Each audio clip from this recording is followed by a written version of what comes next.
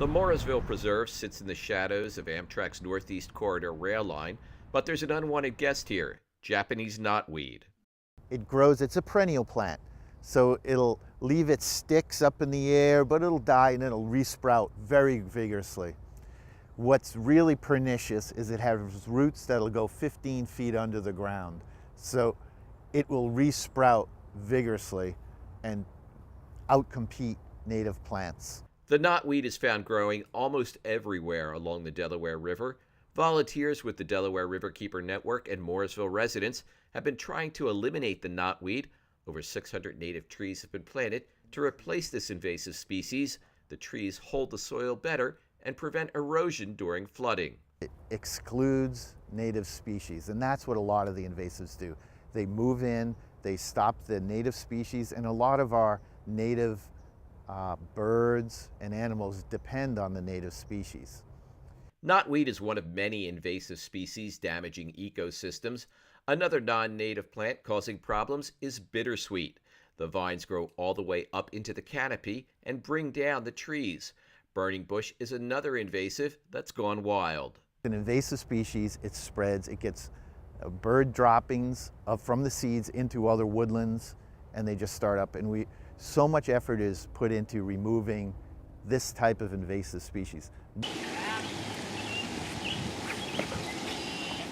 One rite of summer taking place at Newton Lakes in Camden County is part of an effort to eliminate an invasive species. These young anglers are using their fishing skills to get rid of snakehead fish. Biologists believe snakeheads from Asia were dumped into ponds on the East Coast. They have a ferocious appetite and have decimated the population of some native migratory fish. That eventually has an impact on water quality. Not only for the fish population, but also, amazingly, for the mussels. Mussels get rejuvenated in a life cycle by attaching to fish.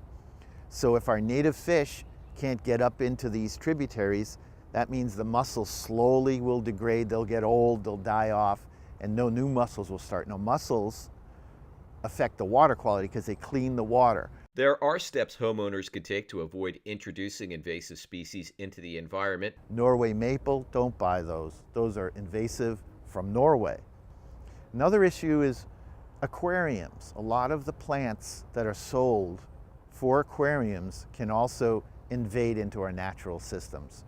There's known cases in many areas. Removing invasive species and restoring natural habitat can also be expensive. Some estimates for the work are over $1 billion.